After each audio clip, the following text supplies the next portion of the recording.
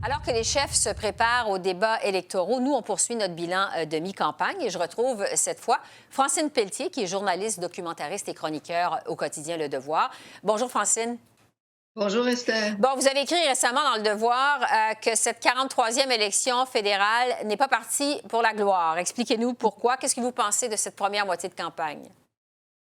Bien, on cherche toujours le sens de cette campagne. Hein. C'était la raison de cette chronique. On a l'impression que les chefs de partis égrènent leurs promesses comme un chapelet tous les jours. Il y a des bonbons électoraux, il y en a beaucoup, mais il n'y a ni queue ni tête à ça.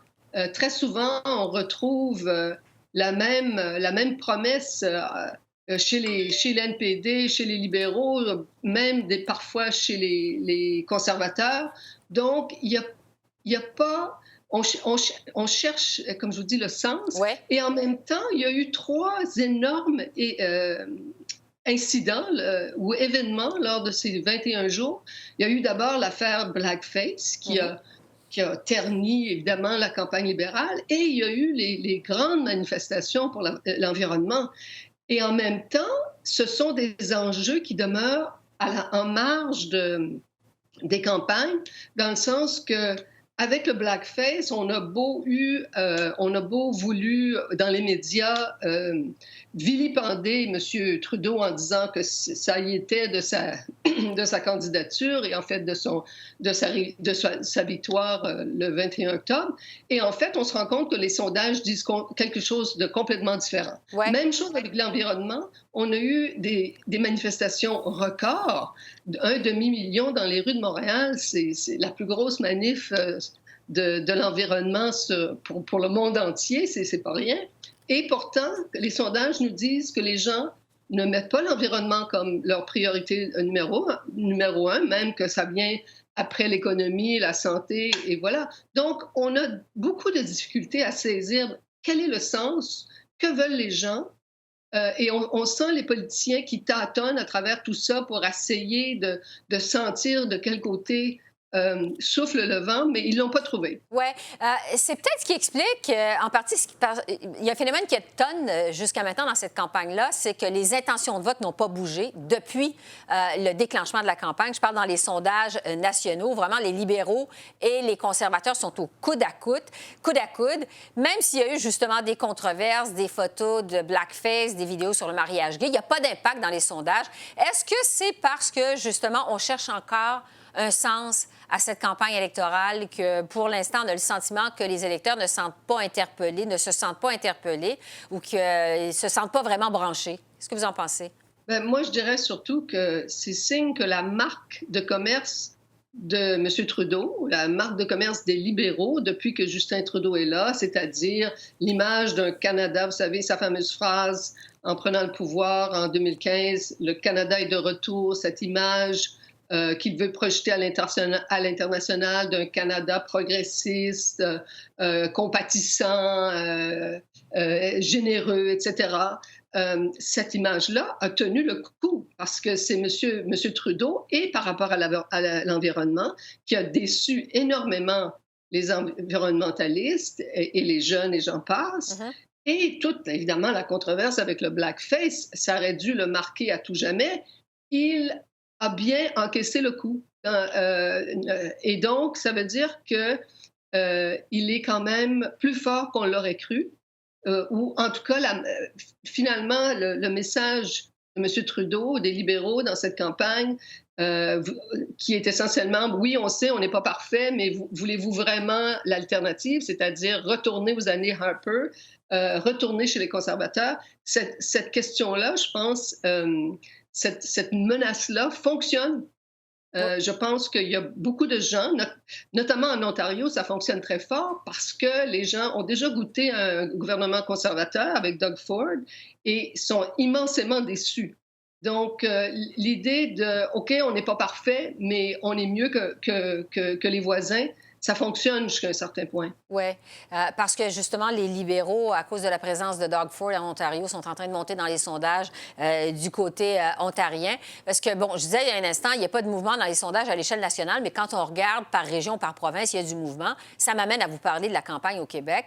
Je veux vous entendre sur le Bloc québécois, qui est en montée selon les sondages, qui est en train de rattraper les conservateurs en deuxième place. Le Bloc était, comme on le sait, sur le respirateur artificiel il y a quelques mois encore. Qu'est-ce qui explique, selon vous, au-delà de la personnalité du nouveau chef, Yves-François Blanchet, le succès de la campagne électorale du Bloc jusqu'à maintenant? En 2 mots, François Legault. En fait, j'en parle dans ma chronique de demain, euh, intitulée «François Legault sort de ce corps». Monsieur Blanchet, le nouveau chef du Bloc, est un redoutable politicien qui a eu la bonne idée de calquer vraiment, de se coller à la CAQ et à François Legault. Sur l'agenda de la CAQ. Exactement. Ouais. Et c'est assez surprenant de la part du Bloc parce que traditionnellement, certainement sous Gilles Duceppe, le Bloc était résolument à gauche. Monsieur Legault n'est pas résolument à gauche, il n'est pas extrêmement à droite non plus, mais il n'est certainement pas à ce point à gauche.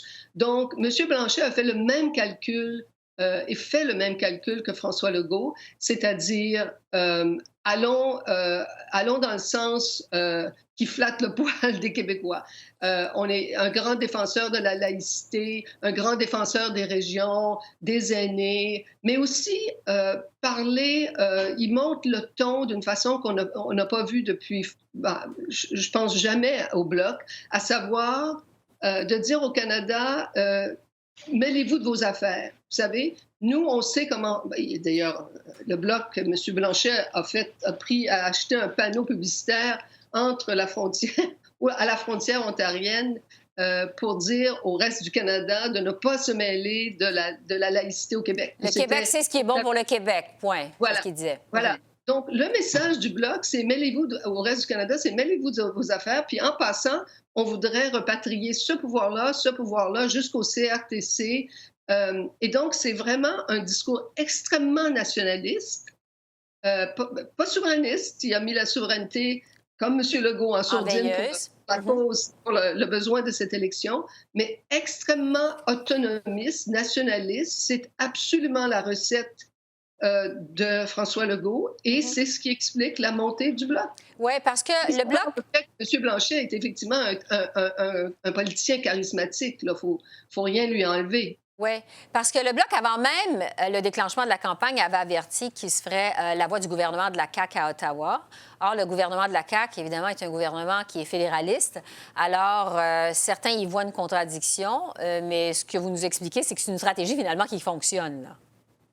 Bien, pour l'instant, moi, je pense que, vous savez, une telle gymnastique idéologique, il y a un prix à payer pour ça. Et on a juste à regarder ce qui s'est passé avec le Parti québécois, l'ancien parti de Yves-François Blanchet, pour s'en rendre compte. Il y a une limite à se transformer au gré du vent parce qu'on pense que c'est ça que l'électorat veut.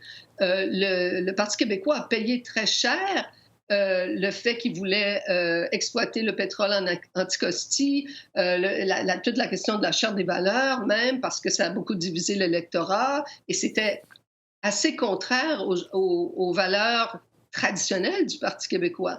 Donc, je pense qu'il y a un prix à payer pour ça. Dans les médias, de dire qu'on va envoyer des hommes forts à Ottawa pour continuer le travail qu'on fait à Québec, je suis sûre que ça plaît à bon nombre de Québécois, mais toute la question de la pertinence du Bloc, est-ce qu'on a vraiment besoin de ça? Est-ce que ça nous aide, ça nous avance? C'est pas sûr. Et donc, l'avenir à plus long terme du Bloc n'est pas assuré pour autant. Oui. Je veux vous revenir sur la laïcité, le dossier de la laïcité. On sait que le début de la campagne électorale a été marqué vraiment par la question de la laïcité au Québec, la fameuse loi 21 du gouvernement Legault. Tous les partis politiques en campagne, dès le départ de la campagne, se sont prononcés là-dessus. Est-ce que les positions des partis politiques fédéraux quant à la loi 21 au Québec vous semblent claires et, je dirais, vous semblent logiques? Ben, c'est clair dans le sens qu'il y en a 2 qui se sont tout de suite, ou même 3, je crois, les conservateurs, l'NPD, probablement aussi le Parti vert, ont décidé qu'ils s'en mêlaient pas, qu'ils n'étaient pas nécessairement d'accord, mais que c'était l'affaire du Québec. Le Parti libéral, Justin Trudeau, n'a pas dit ça parce qu'il est le parti de la Charte des droits et libertés. C'est l'héritage de son père, n'est-ce pas? Donc, il peut pas dire qu'il va remettre ça complètement dans les mains du Québec sans irriter une bonne partie de son électorat au Canada anglais.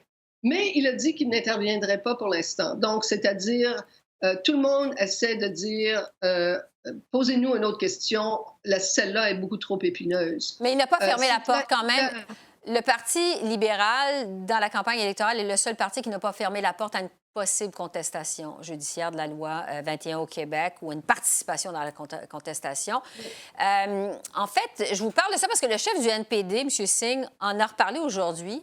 Il fait campagne à Vancouver aujourd'hui. Il a dit qu'il saluait la mobilisation des municipalités contre la loi 21 au Québec, dont, entre autres, Calgary. Là, il y a plein de municipalités qui adoptent des motions pour condamner la loi québécoise. Mais M. Singh ne s'engage pas à la contester. Il y a une longue histoire d'ingérence dans les questions québécoises. Et il y a une fameuse phrase qui résonne encore au Québec, qui a été prononcée par Robert Bourassa après l'échec du lac Meach. Que le Québec est, je ne me souviens pas des mots exacts, là, mais capable d'assurer son destin et que on n'avait pas besoin que personne essaye de nous interpréter puis nous dise si on était sur la bonne route ou pas. L'intervention de la Cour suprême après autour de la loi 101 a été extrêmement mal vue au Québec. Puis les politiciens fédéraux l'ont payé cher aussi. Ouais. Donc, c'est un pensez-y bien pour les politiciens qui veulent garder des votes. Et Dieu sait que le NPD a besoin de garder ses votes. Et c'est loin d'être évident au Québec. En fait, il faut que je vous arrête là-dessus. C'est sous le temps qu'on a. Mais Francine Pelletier, merci beaucoup. C'est très apprécié. Merci.